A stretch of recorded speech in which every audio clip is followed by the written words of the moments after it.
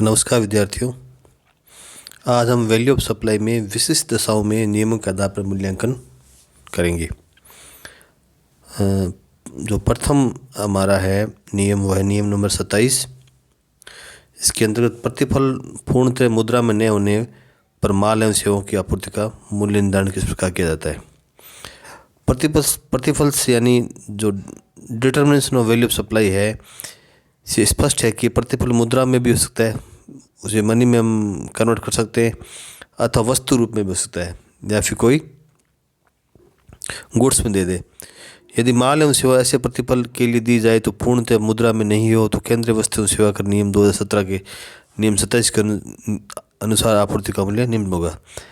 यानी माल एवं सेवा ऐसे प्रतिफल के बदले दी गई जो पूर्णतः मुद्रा में नहीं है, यानी कुछ मात्रा मुद्रा है, कुछ वस्तु दे दी। तो इसमें फर्स्ट क्या करेंगे, ए पॉइंट हमारा होगा ऐसी आपूर्ति का खुले बाजार का मूल्य, ओपन मार्केट वैल्यू है वही हमारी होगी। सेकंड पॉइंट है यदि वाक्यांश ए के तहत खुले बाजार का मूल्य उपलब्ध नहीं हो, यदि आपको ओपन मार्केट वैल्यू उपलब्ध नहीं है तो मूल्य मुद्रा में प्रतिफल एवं गैर मुद्रा में प्रतिफल के बराबर मुद्रा में प्रतिफल, यानी जो मनी के इक्वल जो मनी है, मनी प्लस जो आपको जो गुड्स मिली है उसकी मनी के बराबर वैल्यू कितनी है, उन दोनों का टोटल आएगा, वही हमारी वैल्यू ऑफ सप्लाई होगी। सी पॉइंट है यदि आपूर्ति का मूल्य वाक्यांश ए बे के तहत निर्धारित नहीं किया जा सके, तो ऊपर ए और बी के अनुसार अगर वैल्यू सप्लाई नहीं निकाल जा सके तो हम उसी प्रकार एवं किस्म की माल या सेवा या दोनों की आपूर्ति का मूल्य होगा। उसी प्रकार की उसी किस्म की बाज़ार में जो वैल्यू है माल की वही हम उसकी वैल्यू ले लेंगे। डी पॉइंट यदि वाक्यांश ए बे और से के तहत मूल्य निर्धारण नहीं किया जा सके, तीनों से नहीं हो सके, ए से नहीं हो, बी से नहीं हो, सी से नहीं हो, तो हम क्या करेंगे, मुद्रा मूल्य में प्रतिफल एवं गैर मुद्रा में प्रतिफल के बराबर मुद्रा में प्रतिफल का योग होगा, जिसका निर्धारण नियम 30 और नियम 31 के इसी क्रम में प्रयोग द्वारा किया जाएगा। नियम 30 और 31 के तहत हम इसका मूल्यांकन करेंगे। अब हम देखते हैं, एक देखिए एग्जांपल है, एक नए फ़ोन की आपूर्ति 20,000 रुपये पुराने फ़ोन के बदले की जाए। नए फ़ोन का बिना अदला बदली के मूल्य 24,000 रुपये और नए फ़ोन का खुले बाजार मूल्य 24,000 रुपये। आपको पता है कि बाजार मूल्य दे रखा है 24,000 रुपये, तो ओपन मार्केट वैल्यू 24,000 रुपये उसकी वैल्यू सप्लाई हो जाएगी। यदि एक लैपटॉप की आपूर्ति 40,000 रुपये एक प्रिंटर के बदले की जाती है तो इसका निर्माण प्राप्तकर्ता द्वारा किया गया है। आपूर्ति समय प्रिंटर का ज्ञात मूल्य 4,000 रुपये, परंतु लैपटॉप का खुले बाजार मूल्य ज्ञात नहीं है, तो लैपटॉप की आपूर्ति का मूल्य 44,000 रुपये होगा। 40,000 रुपये कैश दे दिए और 4,000 रुपये प्रिंटर दे दिया। प्रिंटर की वैल्यू हमें पता है, दोनों टोटल कर लेंगे 44,000 रुपये हो जाएंगे। अब ओपन मार्केट वैल्यू से क्या मतलब है, माल या सेवा दोनों के आपूर्ति के खुला बाजार मूल्य से आशय किसी सेवा में एक व्यक्ति द्वारा दे मुद्रा में पूर्ण मूल्य से एकीकृत कर, केंद्रीय कर, राज्य कर, संघीय क्षेत्र कर एवं उपकर को छोड़कर, यानी जो CGST, SGST, UTGST इनको सब छोड़ करके जो मूल्य है वही हम खुले बाजार का मूल्य लेंगे, जिसमें आपूर्तिकर्ता एवं आपूर्ति का प्राप्तकर्ता संबंध नहीं, जो आपस में संबंधित नहीं हो, एवं आपूर्ति की जाने वाली आपूर्ति को उसी समय प्राप्त करने के लिए कीमत ही एकमात्र प्रतिफल है। बी पॉइंट है उसी प्रकार एवं गुणों के माल या सेवाओं या दोनों की आपूर्ति, जो हमारा थर्ड पॉइंट में जो हमने ऊपर देखा था कि उसी किस्म और माल का किस्म या माल या सेवा होनी चाहिए उसी प्रकार की, तो उस प्रकार एवं गुणों या माल सेवाओं या दोनों की आपूर्ति से आशय माल या सेवाओं को या दोनों की अन्य किसी आपूर्ति से जो उन्हीं परिस्थिति में की गई था, जो लक्षण, किस्म, मात्रा, क्रियात्मक घटक, सामग्री और ख्याति में पूर्व में वर्णित माल या सेवाओं या दोनों जैसी है, यानी जो किस्म है, मात्रा है, घटक है, उन सब में वो उसके बराबर ही हो, उस प्रकार की माल या सेवाओं की आपूर्ति को हम मान लेंगे। फोर्थ एग्जाम्पल देखिए, मेसर्स लखोटिया प्राइवेट लिमिटेड ने मेसर्स चोखानी प्राइवेट लिमिटेड को 15 लाख रुपए प्रति कार के मूल्य पर कर रहित कुछ कारों की आपूर्ति की। मेसर्स चोखानी प्राइवेट लिमिटेड ने भी मेसर्स लखोटिया प्राइवेट लिमिटेड को सौदे के रूप पूर्ण प्रतिफल में 15 लाख रुपए प्रति कार के नगद प्रतिफल के अलावा इतनी संख्या में स्कूटर की आपूर्ति की। यानी 15 लाख प्रति कार के अलावा नगद प्रतिफल के अलावा उतनी मात्रा में स्कूटर और दे दिए। प्रत्येक स्कूटर का मूल्य 60,000 रुपये कर रहे थे, आपको 60,000 दे रखे हैं, प्रत्येक स्कूटर की वैल्यू दे रखी है। मेसर्स लखोटिया प्राइवेट लिमिटेड ने ऐसी अन्य कार अन्य व्यक्ति को 18% GST सहित 18,05,400 के मूल्य आपूर्ति की है। तो ये 18% GST सहित बाजार मूल्य दे रखा है आपको 18,05,400। तो इसमें से हम जो GST हटाएंगे तब भी इसका बाजार मूल्य ओपन मार्केट वैल्यू आएगी। केंद्रीय माल एवं सेवा अधिनियम 2017 के तहत प्रति कार की आपूर्ति का मूल्य निर्धारित कीजिए। ये मान लीजिए कि मेसर्स लखोटिया प्राइवेट लिमिटेड और मेसर्स चोखानी प्राइवेट लिमिटेड संबंध व्यक्ति नहीं है और कीमत ही एकमात्र प्रतिफल है। आपूर्ति का मूल्य क्या होगा यदि मेसर्स चोखानी प्राइवेट लिमिटेड को आपूर्ति करते समय 18,05,400 कीमत उपलब्ध नहीं हो। उपरोक्त मालूम यदि आपूर्ति का खुला बाजार मूल्य उपलब्ध नहीं हो परंतु आपूर्ति के समय मेसर्स लखोटिया प्राइवेट लिमिटेड ने समरूप कार की आपूर्ति एक अन्य व्यक्ति को 15,65,000 रुपये कर रहित के मूल्य पर की हो तो आपूर्ति का मूल्य क्या होगा। तो फर्स्ट देखिए determination of value of taxable supply in different situations. तो फर्स्ट सिचुएशन हमारी है उसमें the value of supply of car shall be the open market value, the open market value shall be determined as under. तो इसमें जो GST include है इसको हम अलग कर देंगे। तो price charge from independent recipient से देखो 18,05,400 हमने वसूल किए, उसमें से हम GST जो 18% इसमें इंक्लूड है इसको 18,05,400 इंटू 18/118 करेंगे तो 2,65,400 की GST हम अलग कर देंगे। तो 15,30,000 हमारी ओपन मार्केट वैल्यू आ जाएगी। तो 15,30,000 से हम ओपन मार्केट वैल्यू से वैल्यू ऑफ सप्लाई निकाल सकते हैं। सेकेंड कंडीशन है if the open market price is not available the value of supply of car shall be determined under. Consideration in money 15 lakh था। वैल्यू ऑफ नॉन मॉनेटरी जो B point हमारा था उसमें था consideration in money plus non monetary consideration की value कितनी आएगी, उनको इंक्लूड कर दोनों जोड़ने पर वैल्यू ऑफ सप्लाई आ जाएगी। तो इसमें 15 लाख के तो हमारे 15 लाख की तो एक कार है प्लस 60,000 का स्कूटर है, दोनों मिला के 15,60,000 रुपये इसकी वैल्यू हो जाएगी। थर्ड पॉइंट है in such case the value of supply shall be the value of supply of goods of like kind and quality.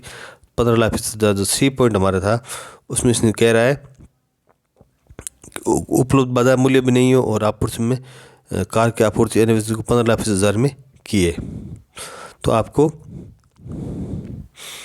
समरूप यानी इसी प्रकार की इसी किस्म की कार एक और दी है तो हम उसकी वैल्यू उसके बराबर जो सी पॉइंट हमारा है इसमें ये लिखा है आपूर्ति का वाक्यांश ए और बी में से नहीं हो तो उसी प्रकार इन किस्म के माल सेवाओं की आपूर्ति का मूल्य होगा। तो इसमें जो 15,65,000 रुपये उसको हम वैल्यू ऑफ सप्लाई मान लेंगे। सेकंड देखिए नियम 28 उसमें भिन्न एवं संबंध व्यक्तियों के मध्य एजेंट के माध्यम को छोड़कर माल या सेवाओं दोनों की आपूर्ति का मूल्य भिन्न एवं संबंधित व्यक्तियों का।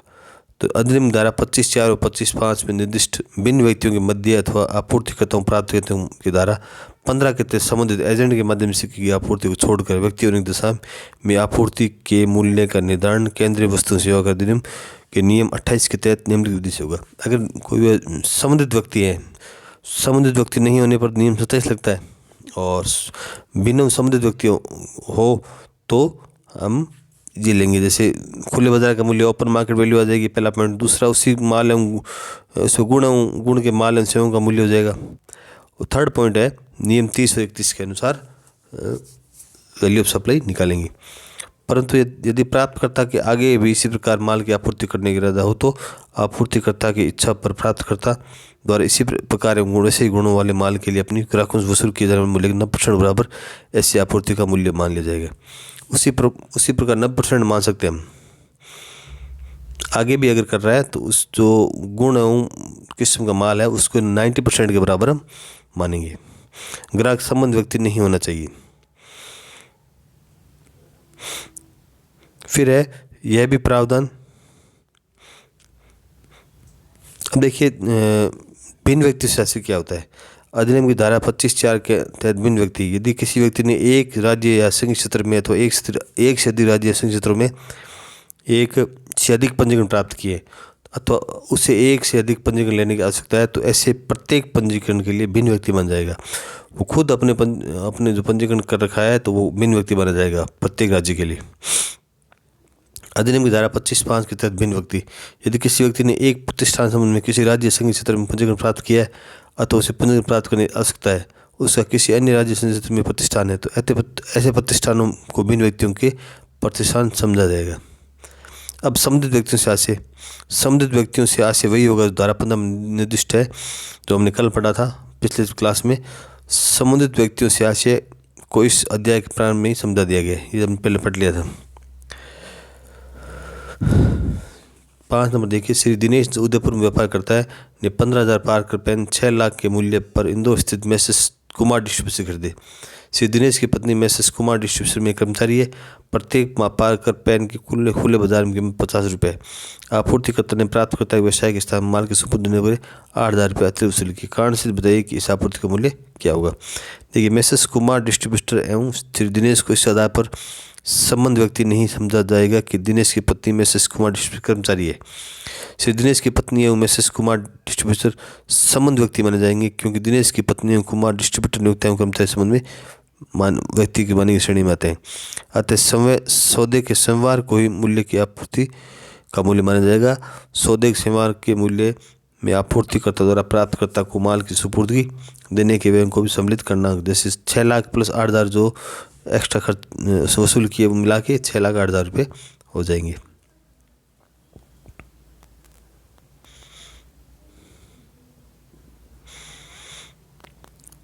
जो नियम 28 है, ये भिन्न और संबंधित व्यक्तियों के मध्य माल एवं सेवाओं के आपूर्ति का मूल्य ज्ञात करने के लिए।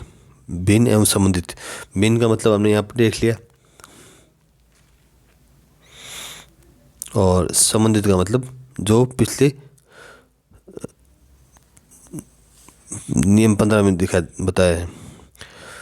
एग्जाम्पल 6 देखिए, गोयनका टेक्सटाइल इंडस्ट्री महाराष्ट्र में भिवंडी से राजस्थान में भीलवाड़ा शाखा को 8,000 मीटर कपड़े का स्टॉक लागत 8 लाख रुपए, जिसे बिक्री के पूर्व प्रक्रियांकन की आवश्यकता है, हस्तांतरित करती है।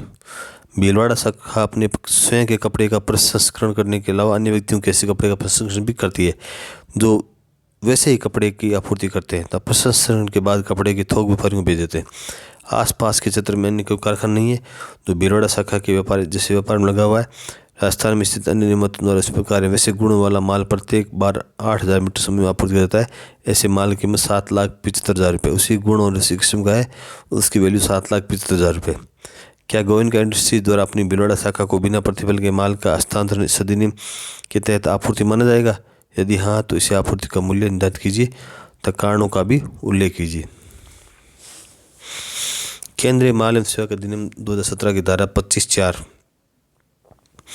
के अनुसार यदि किसी व्यक्ति ने एक राज्य अथवा संघ क्षेत्र अथवा एक से अधिक राज्य अथवा संघ क्षेत्रों में एक से अधिक पंजीकरण कराए, जिसमें पैन नंबर 1 ही है, तो ऐसे प्रत्येक पंजीकरण संबंध में प्रत्येक भिन्न व्यक्ति माना जाएगा। इस अधिनियम की धारा 7 एवं अनुसूची के पैराग्राफ 2 के अनुसार एक ही व्यक्ति की 2 पंजीकृत इकाइयों के मध्य माल का हस्तांतरण आपूर्ति माना जाएगा। एक ही व्यक्ति की 2 अलग अलग इकाइयाँ हैं तो उसको अगर माल का हस्तांतरण करता है तो उसको अलग अलग व्यक्ति माना जाएगा। तो ऐसा हस्तांतरण बिना प्रतिफल के ही किया गया हो। ऊपरी प्रावधान से स्पष्ट है कि मैसेज गोयनका इंडस्ट्री एवं भीलवाड़ा में अब उनकी शाखा को भिन्न व्यक्ति माना जाएगा और गोयनका इंडस्ट्री द्वारा भीलवाड़ा शाखा को माल का हस्तांतरण आपूर्ति माना जाएगा। भिन्न व्यक्तियों के मध्य होने वाले हस्तांतरण का मूल्य सामान्य नियम 28 के तहत निर्धारित किया जाता है। धारा 28(1) के अनुसार ऐसे आपूर्ति का खुला बाजार मूल्य जो आपको दे रखा है, यदि खुला बाजार मूल्य उपलब्ध नहीं है तो हम नियम 28(ब) के अनुसार करेंगे।